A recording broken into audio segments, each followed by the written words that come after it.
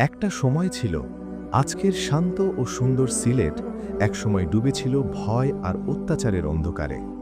মানুষ নিজের ধর্ম পালন করার স্বাধীনতাও পেত না।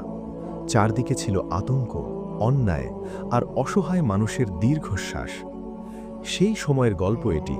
একজন নিষ্ঠুর অত্যাচারী রাজা, একজন অসহায় বাবার বুক ভাঙা কান্না, আর সেই জুলুমের বিরুদ্ধে উঠে দাঁড়ানো আল্লাহ এক মহান বন্ধুর ইতিহাস।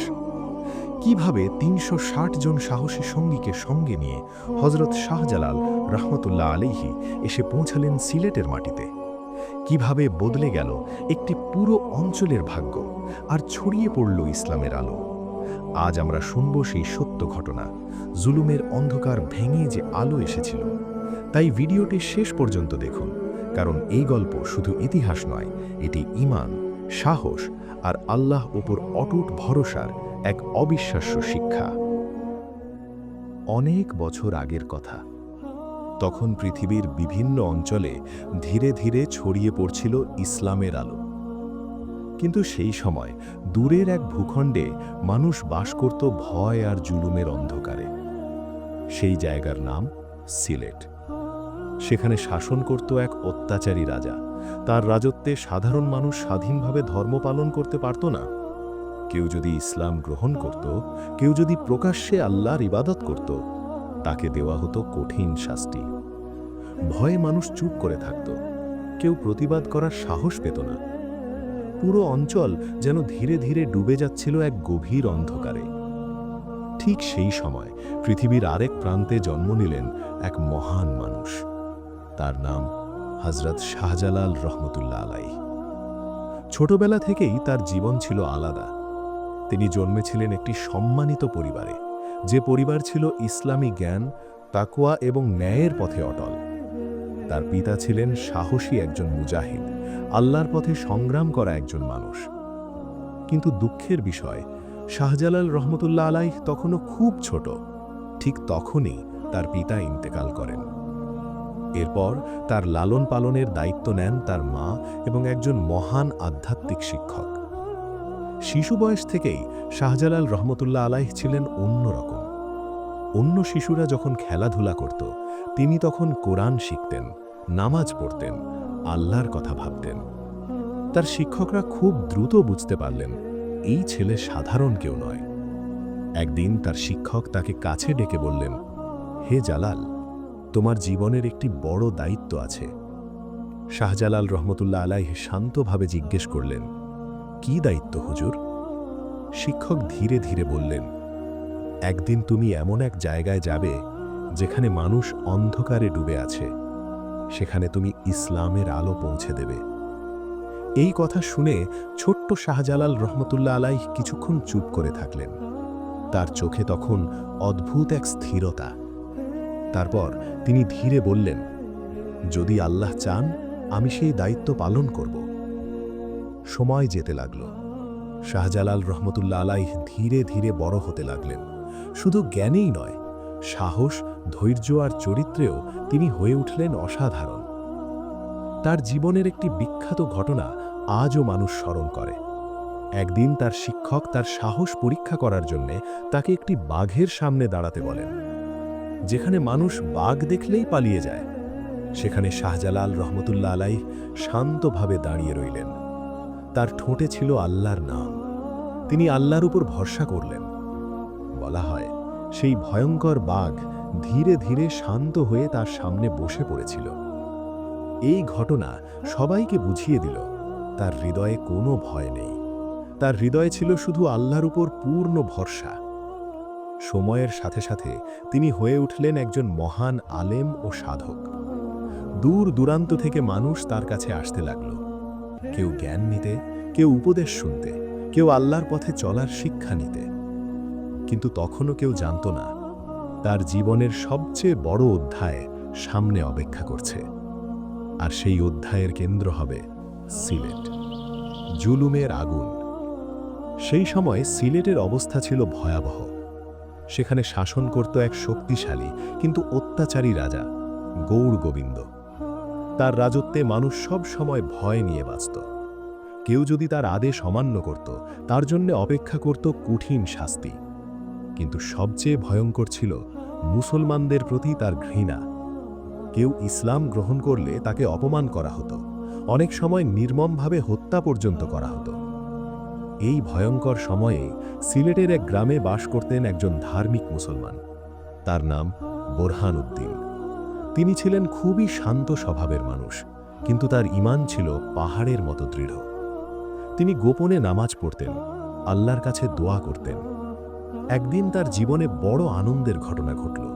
তার ঘরে জন্ম নিল একটি ছেলে সন্তান। তিনি আনন্দে আল্লাহর শুকরিয়া আদায় করলেন। ইসলামী নিয়ম অনুযায়ী তিনি সন্তানের আকিকা দেওয়ার সিদ্ধান্ত নিলেন। একটি গরু জবাই করা হলো, গ্রামের মানুষদের মাঝে মাংস ভাগ করে দেওয়া হচ্ছিল। কিন্তু ঠিক সেই সময় একটি অদ্ভুত ঘটনা ঘটল। একটি পাখ উড়ে গিয়ে মাংসের একটি টুকরো ঠোঁটে নিয়ে উড়ে যাচ্ছিল। কেউ বিষয়টা গুরুত্ব দিল না, কিন্তু কিছুক্ষণ পর সেই কাক উড়ে গিয়ে রাজার প্রাসাদের সামনে সেই মাংস ফেলে দিল। প্রাসাদের সৈন্যরা সেটা দেখে হতবাক হয়ে গেল, কারণ তারা বুঝতে পারল এটা গরুর মাংস। খবর দ্রুত পৌঁছে গেল রাজা গৌর গোবিন্দের কাছে। খবর শুনে রাজার রাগে ফেটে পড়ল, তার চোখ লাল হয়ে উঠল। সে চিৎকার করে বলল, আমার রাজ্যে কে সাহস করেছে গরু জবাই করার? সঙ্গে সঙ্গে সৈন্যদের আদেশ দেওয়া হলো, অপরাধীকে ধরে আনতে হবে। তদন্ত করে জানা গেল এই কাজ করেছেন বোরহান উদ্দিন। তাকে ধরে রাজদরবারে আনা হলো। চারদিকে সৈন্য, মাঝখানে দাঁড়িয়ে আছেন তিনি। রাজা কঠিন চোখে তাকিয়ে বলল, তুমি কি জানো তুমি কি অপরাধ করেছ? বোরহান উদ্দিন শান্তভাবে বললেন, আমি কোনো অপরাধ করিনি। রাজা গর্জে উঠল, তুমি আমার রাজ্যে গরু জবাই করেছ। তিনি দৃঢ় কণ্ঠে বললেন, আমি আমার ধর্মের নিয়ম অনুযায়ী আকিকা করেছি। এই সাহসী উত্তর শুনে রাজা আরও ক্ষিপ্ত হয়ে উঠল। তারপর সে দিল এক ভয়ঙ্কর আদেশ। ইতিহাসের বর্ণনায় আসে, রাজা বোরহান উদ্দিনের ছোট্ট শিশুটিকে ধরে আনার নির্দেশ দেয়। দরবারে নেমে আসে ভয়ার্ত নীরবতা। সবার সামনে সেই নিষ্পাপ শিশুটিকে নির্মমভাবে হত্যা করা হয়। দরবারে উপস্থিত মানুষ শিউরে ওঠে, কিন্তু কেউ প্রতিবাদ করার সাহস পায় না। বোরহান উদ্দিনের হৃদয় ভেঙে যায়। একজন বাবার জন্য এর চেয়ে বড় কষ্ট আর কি হতে পারে? তবুও তিনি ধৈর্য ধরলেন। তার হৃদয় ভেঙে যাচ্ছিল, কিন্তু তার ঈমান ভাঙেনি। অবশেষে তিনি সিদ্ধান্ত নিলেন এই জুলুমের বিরুদ্ধে সাহায্য চাইতে হবে। তার বার্তা ছড়িয়ে পড়ল দূর দূরান্তে। অনেক মানুষের হাত ঘুরে অবশেষে সেই খবর পৌঁছে গেল এক মহান মানুষের কাছে। তার নাম হযরত শাহজালাল রহমতুল্লাহ আলাইহ। যখন শাহজালাল রহমতুল্লাহ আলাইহ এই ঘটনার কথা শুনলেন, তার চোখে গভীর দুঃখ ফুটে উঠল। তিনি ধীরে বললেন, যেখানে জুলুম হয় সেখানে নীরব থাকা অন্যায়। তার সঙ্গীরা জিজ্ঞেস করল, হুজুর, তাহলে আমরা কি করব? তিনি দৃঢ় কণ্ঠে বললেন, আমরা সিলেটের দিকে রওনা হব। এই কথাটি আগুনের মতো ছড়িয়ে পড়ল তার সঙ্গীদের মধ্যে। সবাই একসাথে বলল, হুজুর, আমরা আপনার সাথে আছি। সেদিন থেকেই শুরু হলো ইতিহাসের এক মহান যাত্রা। এই যাত্রা ছিল না কোনো সাধারণ ভ্রমণ, এটা ছিল সত্য আর মিথ্যার লড়াইয়ের যাত্রা। শাহজালাল রহমতুল্লাহ আলাইহ তার সঙ্গীদের একত্র করলেন। তাদের সংখ্যা ছিল প্রায় ৩৬০ জন। তারা শুধু যোদ্ধা ছিল না, তারা ছিল আল্লাহর পথে নিবেদিত প্রাণ মানুষ। যাত্রা শুরু করার আগে তিনি তাদের সামনে দাঁড়িয়ে বললেন, এই পথ সহজ হবে না, আমরা অনেক কষ্টের সম্মুখীন হব, কিন্তু মনে রেখো, আল্লাহ ধৈর্যশীলদের সাথে থাকেন। তার সঙ্গীরা বলল, ইনশাআল্লাহ। ভোরের আলো ফুটতেই তারা যাত্রা শুরু করল। দীর্ঘ পথ, পাহাড়, জঙ্গল, নদী সব কিছু পেরিয়ে তাদের এগিয়ে যেতে হচ্ছিল। অনেক সময় খাবারের অভাব হতো, অনেক সময় রাত কাটাতে হতো খোলা আকাশের নিচে। কিন্তু কেউ অভিযোগ করত না, কারণ তাদের লক্ষ্য ছিল বড়। ধীরে ধীরে তারা সিলেটের কাছাকাছি পৌঁছলেন। ভোরের আলো ধীরে ধীরে ছড়িয়ে পড়ছিল সিলেটের আকাশে। সেই সকালটি ছিল ইতিহাসের এক গুরুত্বপূর্ণ সকাল, কারণ ঠিক সেই সময় হযরত শাহজালাল রহমতুল্লাহ আলাইহ এবং তার ৩৬০ জন সাহসী সঙ্গী সিলেটের সীমান্তে পৌঁছে গেছেন। দূর থেকে দেখা যাচ্ছিল বিস্তীর্ণ সবুজ ভূমি, নদী, পাহাড় আর শান্ত প্রকৃতি। কিন্তু এই সুন্দর ভূমির ভেতরে লুকিয়েছিল মানুষের দীর্ঘ কষ্টের ইতিহাস। শাহজালাল রহমতুল্লাহ আলাই কিছুক্ষণ নীরবে সেই মাটির দিকে তাকিয়ে রইলেন। তার চোখে ছিল গভীর চিন্তা। তারপর তিনি ধীরে ধীরে বললেন, এই মাটিতে অনেক অত্যাচার হয়েছে, কিন্তু মনে রেখো, অন্যায় কখনো চিরদিন টিকে থাকে না। তার সঙ্গীরা মাথা নেড়ে বলল, ইনশাআল্লাহ। এই সময় সিলেটের কিছু মানুষ গোপনে তাদের সাথে দেখা করতে এলো। তারা খুব ভয় পাচ্ছিল। চারদিকে তাকিয়ে তারা ধীরে ধীরে এগিয়ে এলো। তাদের চোখে ছিল ভয়, কিন্তু একই সাথে ছিল আশা। তারা কাঁপা কণ্ঠে জিজ্ঞেস করল, আপনারাই কি শাহজালাল রহমতুল্লাহ আলাই? তিনি শান্তভাবে উত্তর দিলেন, হ্যাঁ। এই উত্তর শুনেই অনেকের চোখে পানি চলে এলো। তারা কান্না করে বলল, আমরা অনেক দিন ধরে আপনার জন্য দোয়া করছিলাম। আমাদের উপর অনেক জুলুম হয়েছে, আমাদের বাঁচান। এই কথা শুনে শাহজালাল রহমতুল্লাহ আলাই তাদের শান্ত করলেন। তিনি কোমল কণ্ঠে বললেন, ভয় পেও না, আল্লাহ অন্যায়ের বিচার অবশ্যই করবেন। এদিকে এই খবর দ্রুত পৌঁছে গেল রাজা গৌড় গোবিন্দের কাছে। তার সৈন্যরা এসে বলল, মহারাজ, সেই দরবেশ এসে গেছে। রাজা ভ্রু কুঁচকে বলল, কতজন? সৈন্য বলল, ৩৬০ জন। এই কথা শুনে রাজা কিছুক্ষণ চুপ করে রইল। তারপর ঠোঁটে এক অদ্ভুত হাসি ফুটল। সে বলল, কয়েকজন দরবেশ এসে আমার রাজত্ব বদলে দেবে। কিন্তু তারপরও সে সাবধান হয়ে গেল। সে তার সৈন্যদের বলল, তাদের ওপর নজর রাখো, তারা কোথায় যায়, কি করে, সব খবর আমাকে জানাবে। সঙ্গে সঙ্গে তার সেনাবাহিনী প্রস্তুত করার আদেশ দেওয়া হলো। রাজ্যের বিভিন্ন জায়গা থেকে সৈন্য ডাকা হলো। হাতি, ঘোড়া, অস্ত্র সব কিছু প্রস্তুত হতে লাগল। এদিকে শাহজালাল রহমতুল্লাহ আলাই তার সঙ্গীদের একত্র করলেন।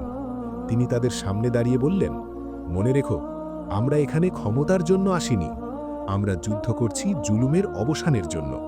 যদি আল্লাহ চান, সত্য অবশ্যই বিজয়ী হবে। তার সঙ্গীরা একসাথে উচ্চারণ করল, আল্লাহু আকবার। সেই ধ্বনি পাহাড়ে পাহাড়ে প্রতিধ্বনিত হল। তারপর শুরু হলো ঐতিহাসিক সংঘর্ষ। প্রথমে রাজা গৌড় গোবিন্দের সৈন্যরা আক্রমণ করল। তাদের সংখ্যা ছিল অনেক বেশি, কিন্তু শাহজালাল রহমতুল্লাহ আলাইয়ের সঙ্গীরা ভয় পায়নি। কারণ তাদের শক্তি ছিল ঈমান, তাদের সাহস ছিল আল্লাহর উপর অটুট ভরসা। যুদ্ধ চলতে লাগল। সিলেটের মানুষ দূর থেকে সেই দৃশ্য দেখছিল। তারা বুঝতে পারছিল, আজ ইতিহাস বদলাবে। ধীরে ধীরে যুদ্ধের পরিস্থিতি বদলাতে শুরু করল। রাজা গৌড় গোবিন্দের সৈন্যরা পিছিয়ে যেতে লাগল। তারা বুঝতে পারছিল, এই মানুষগুলো শুধু যোদ্ধা নয়, তারা এমন এক শক্তিতে বিশ্বাস করে যা কোনো অস্ত্রের চেয়েও বড়। অবশেষে রাজা গৌড় গোবিন্দ বুঝতে পারল, এই যুদ্ধ জেতা তার পক্ষে সম্ভব নয়। সে ভয় পেয়ে পালিয়ে গেল। তার সেনাবাহিনী ছত্রভঙ্গ হয়ে গেল।